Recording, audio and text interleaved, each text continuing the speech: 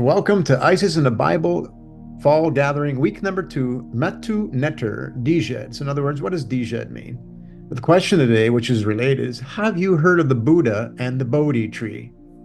Just as Osiris is shown with the Djed Pillar and the face in the axis reveals the whole light, the whole tree of life, so too the Buddha is remembered at the Bodhi Tree, where awakening comes not as one leaf, but as the trunk that holds every branch and stem. Both traditions point to the same truth. Deeper enlightenment is to embody the whole, to walk as steward of all creation with unconditional love. Glad you could join us today.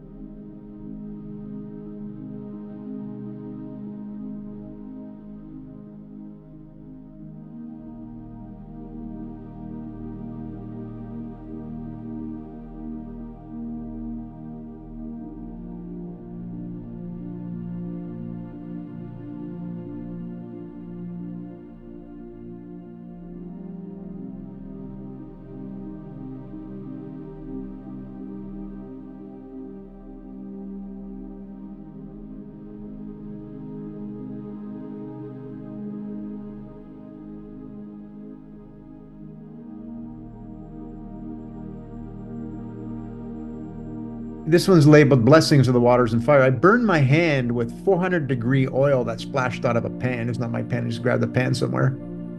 So 400-degree oil splashed out of a pan. There was water in my breaded tofu, and it went bang. 2 good-sized splashes landed on my hand, and I was doing the bunny hop. I immediately went for the cannabis infused into olive oil. There's your Buddha. Perfect timing, Lex. So I applied it several times, and within 20 minutes, the pain subsided, and the next day, not a mark. That is the magic of Mary Jane's plant, Mother Mary's plant. So if you ever get a burn, if you ever can, you should make oil, have this around, because it's so healing in many ways. It's healed people's scars and actually left no mark whatsoever when they put it on the incision from surgery where they could reach because it was in a cast.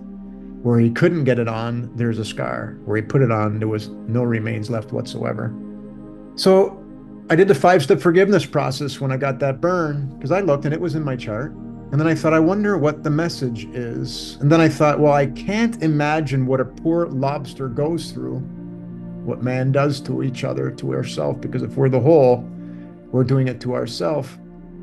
So I searched for any recent Venus, aka love of all mothers, is doing about this, because Venus shows up when it has to do with all animals, insects, etc.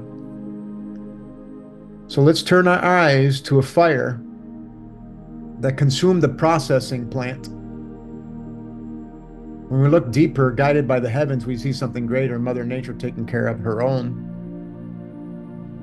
This happened on March the 13th, 2025.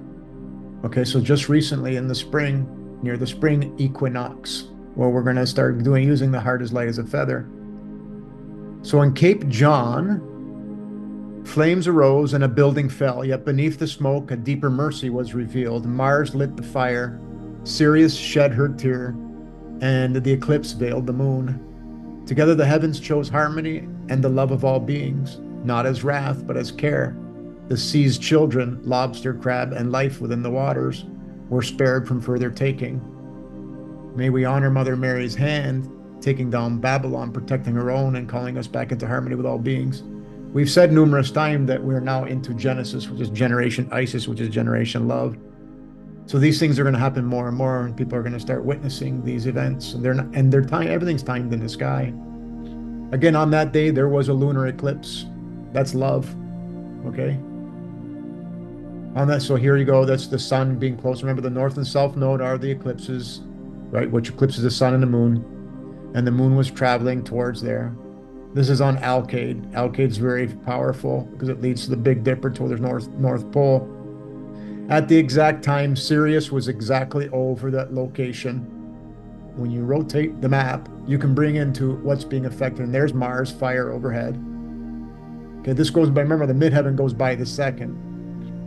And then Antares on the house system, this location in the second house in Taurus, that is the same location. So if I rotated this map back, you'd see that same location there.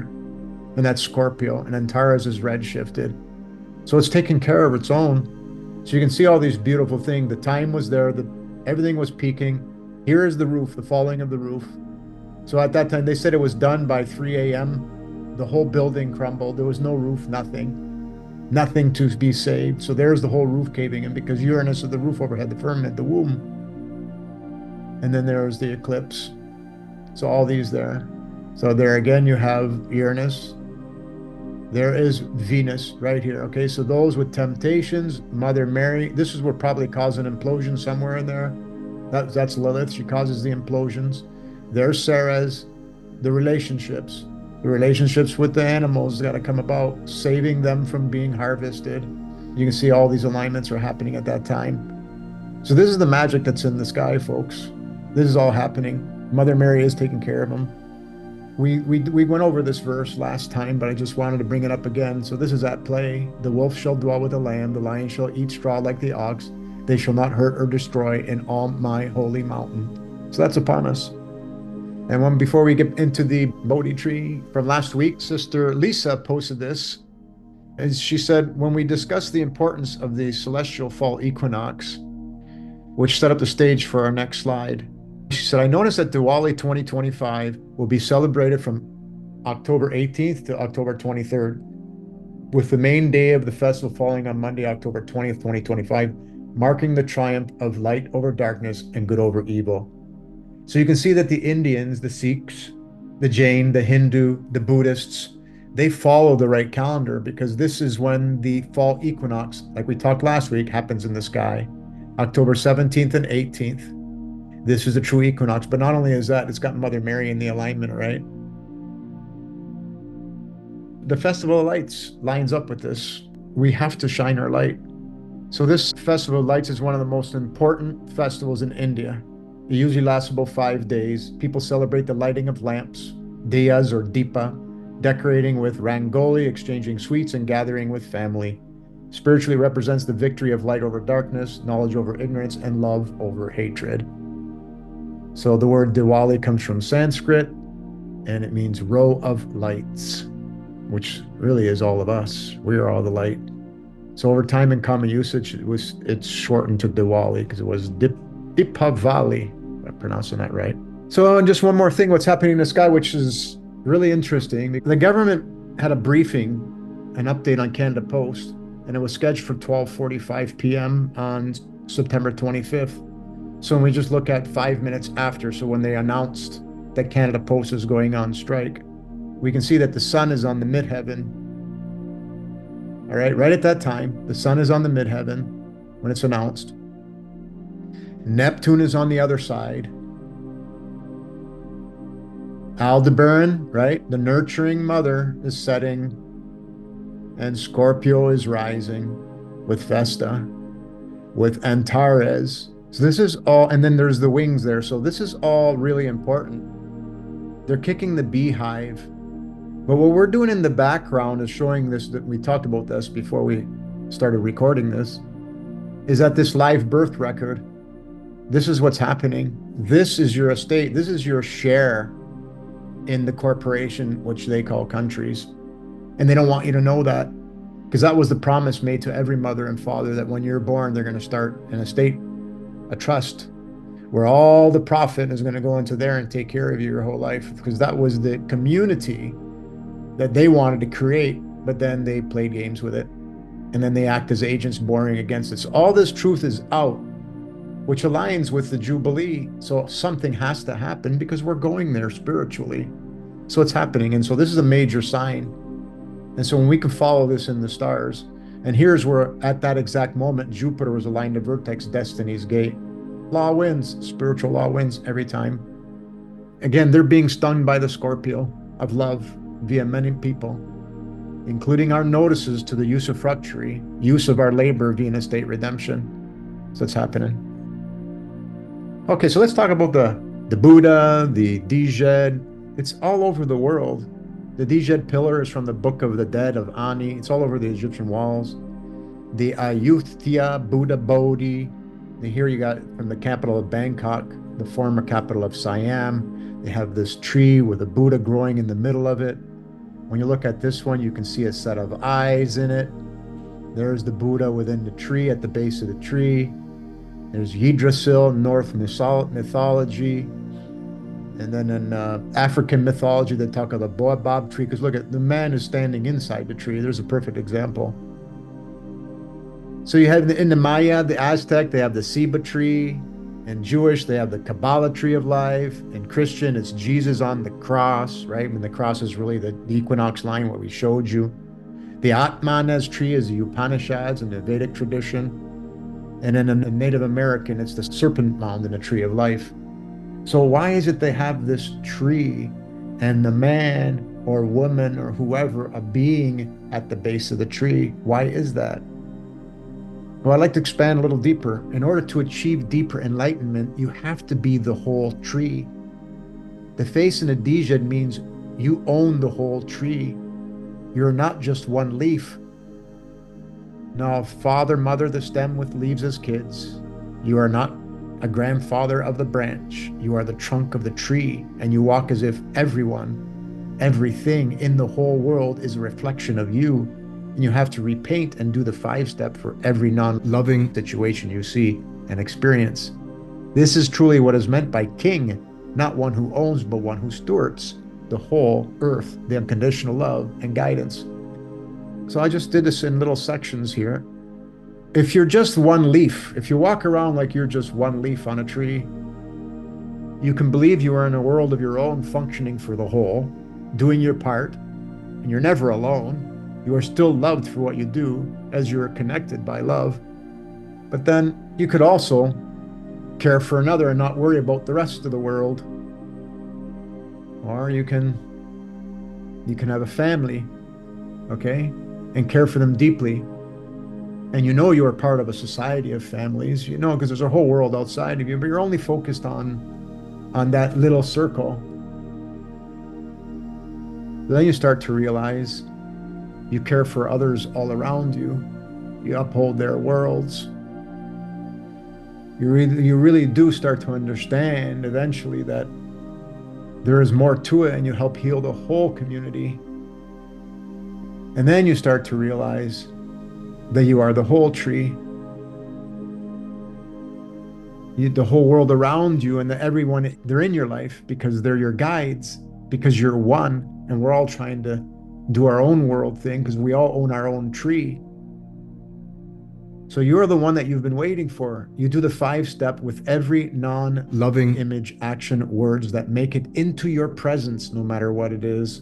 I get tested in my dreams, and I wake and I repaint it, and I do the 5-step and I give it gratitude. So when you own the whole tree and not act like one little leaf, which is okay, there's nothing wrong with that.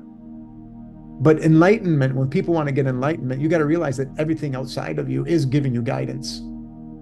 It's looking for your love through forgiveness because it's a reflection of you. So when you start to realize that you are the whole world around you and that everyone is in your life as your guide, you are the one you've been waiting for. You do the 5-step with every non-loving image, actions, words that make it into your presence. Because if you're the observer, you're observing it. It's yours to do the forgiveness process, to repaint it in a beautiful way. This is how you become Djed, Buddha, Christ, Brahman. This is the ticket. When you realize it's everything around you. So glass half full or half empty. Are you dying on the cross or setting in the west? Are you rising in the east after you're united with a new womb? Do you realize you're infinite and you are creating your old world every now moment?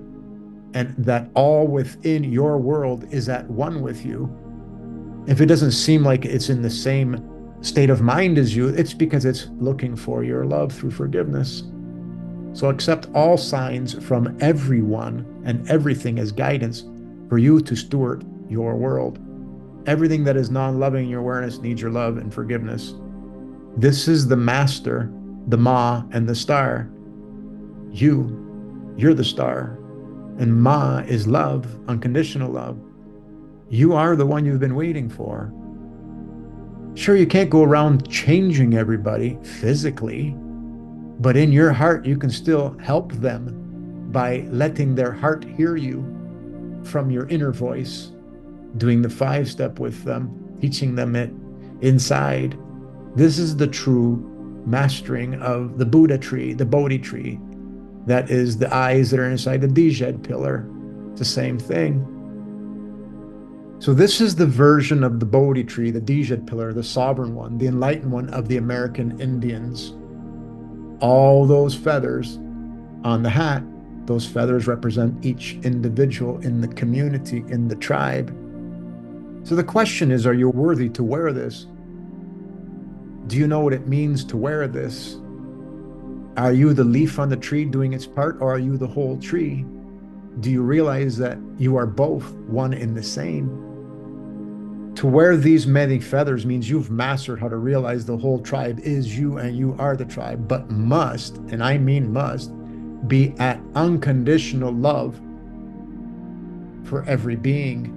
And yes, to wear this, no anima, no insect, bird, lobster, reptile is without unconditional love. So if anybody wears these hats or tries to be the tree without unconditional love for every of Mother Nature's beings, you're not wearing the hat properly. So we have to wear the right hat. And that's all we have for today.